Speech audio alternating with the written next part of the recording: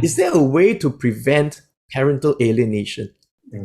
I think preventing parental alienation. One is that when it happens, what do we do? How do we recognize? The other one is even before it happened, right? What do we do about it? I reckon, one of the thing about parental alienation, earlier on, Patson, I recall you're talking about, the alienating parent may want support, may fear losing the support. And I guess that speaks about, so I want to speak to all parents out there, that speak about how much is this about the need of my child and how much is this about my own need. Yeah, and we're not saying that your needs are not important. That's right, absolutely. That was one of the points I want to say too. Go ahead. As an adult, there are many ways that you can get your needs met. That's right. But for your child has mainly you. That's right. That's right. That's right. So on that point about, I agree with you. It's not about whose need first, but I think we need to be aware. We need to be a little bit more aware, because I know parents, you want to fight for your custody of your children, care and control, because yes, it's true, you have your interest of your child, in your consideration. Maybe their parent also have, right? But underlying beneath that speaks about your own need, your own hurts, and your own pain. I think we need to come to that awareness, all right? I think one of the best support is that we find support for ourselves.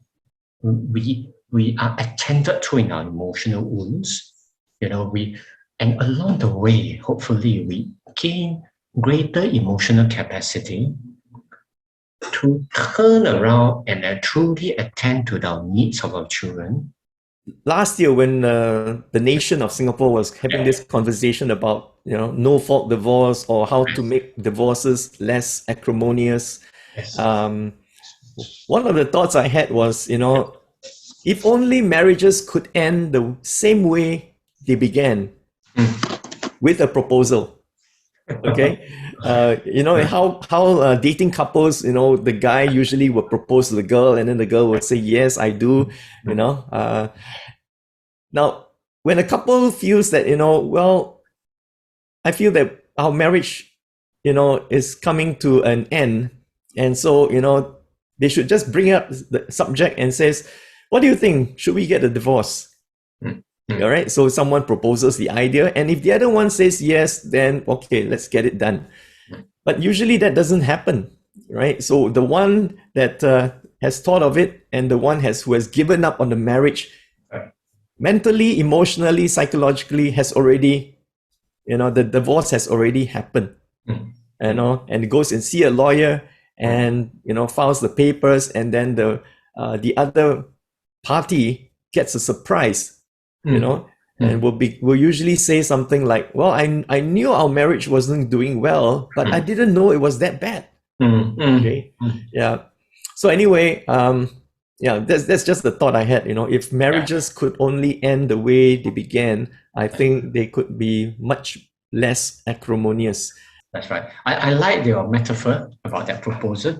Say that sometimes couples, they probably propose many times. But the way they propose it is this. They say in a rash moment, they're fighting, "I divorce you," and they fight. And they hear the word, "You say the word divorce again. You better say how many times? Are you serious?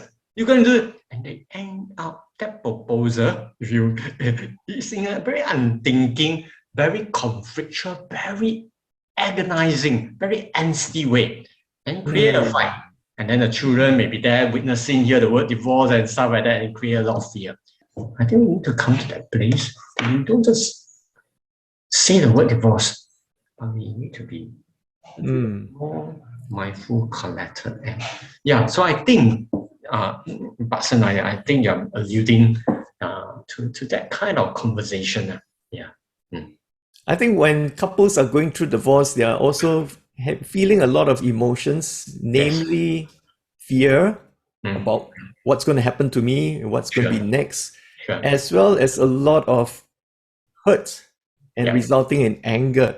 That's right. And I think one of the things you were trying to tell couples and parents is, number one, be aware of these emotions you're feeling. Because if you're not aware of what you're feeling, then it's very easy that your emotions will influence or even dictate your actions.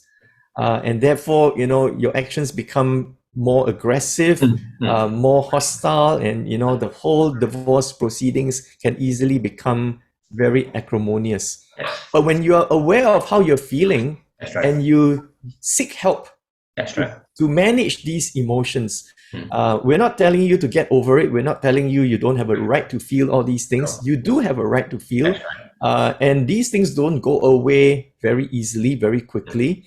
So you need help. You need friends, the right kind of friends that will, speak rationally and objectively to you, but not, try to push you in a certain direction or any other direction. Speak to a counselor. Contact Counseling and Care Center. They'll be very happy to journey with you through this very difficult time in your life. All right. And when you're able to manage your emotions, you are able to think more clearly. Right? Your brain, your mind will not be fuzzy and cluttered with a lot of things, and you act rashly, you act impulsively, and most importantly, you become irrational, and everyone else suffers around you. So yeah, I think this is a very important takeaway for couples who are going through divorce, that pay attention to yourself, be aware of how you're feeling, manage it, get help to manage it, all right, so that you will have some capacity left to help your children also.